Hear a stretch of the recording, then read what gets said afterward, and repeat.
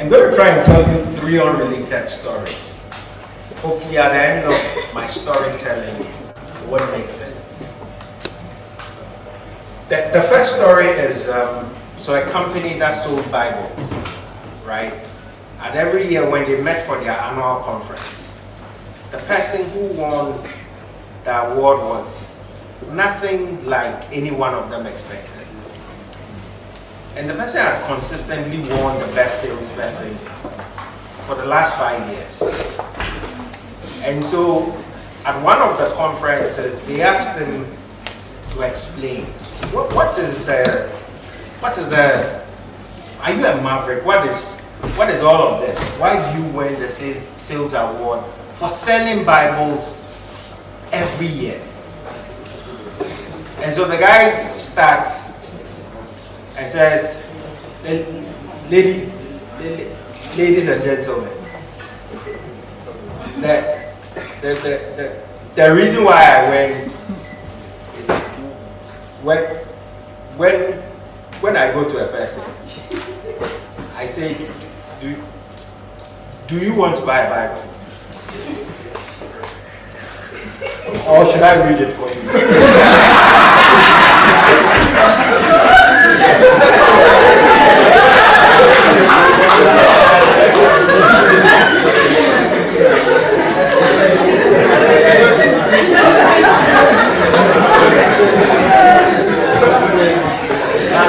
Now the framing was clear. You have 2 options. Either read you Genesis to Revelation, or you buy one. And everybody chose to buy one. Because by the time you finish Genesis 1, I would have died. Now that's a very almost irrelevant story, but a powerful one of framing. It's a question of somebody who understood exactly what they were selling, but also understood the people they were selling to. And for them, it was not just a question of throwing anything out there, but framing exactly what they are selling. Which leads me to my second story. This is a true story. This is a story told by a great Roman emperor called Tacitus. Now he speaks of the Chaldeans. The Chaldeans were modern day Scotland. There was somebody who was called Chaldeus, who is said to be the first chieftain of Scotland. Now the Roman Empire was known for brute force. They used a lot of force to dominate. And in the use of all that force, they had a lot of rebellion. And so in as much as they sought to expand the coast of the empire, they could only go as much because there was always a lot of rebellion. And one of the people who always succeeded at the rebellion of the Roman Empire and created the United Kingdom because they were one of the vociferous, rebellious people, the barbarians as they were, of the Roman Empire, and now UK is known for what it is. Now, Chaldeus, in one of his speeches, is known to have said something that is, I find, very profound.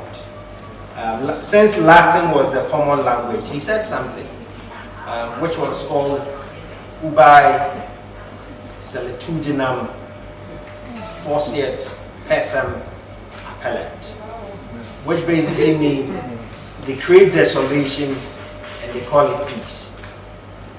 And so for him, all they tried to sell, which was the peace of Rome, didn't mean anything because it caused so much harm.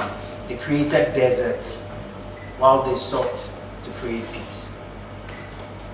I started by telling you a story of somebody who understood what he was selling, but understood it in a nature that he framed it properly. Telling you a second story of a nation that sought to expand, but could not because they used nothing but brute force.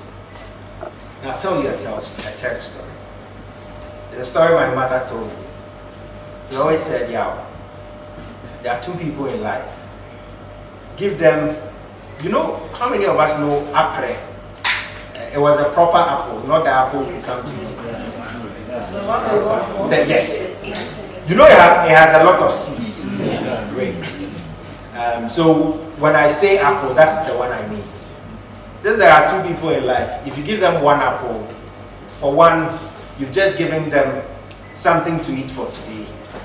The other one, you've given them an apple orchard. So one will eat the apple and throw the seeds away.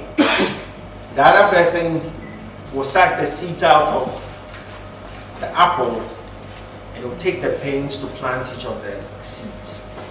It will take them a longer time, but eventually they won't have one apple, they won't have two, they won't have three.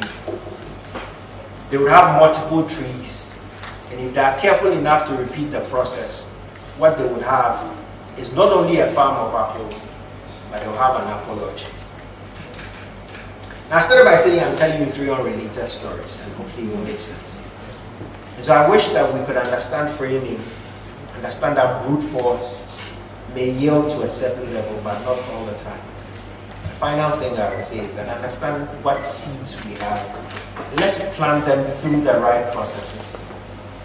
And together surely we can.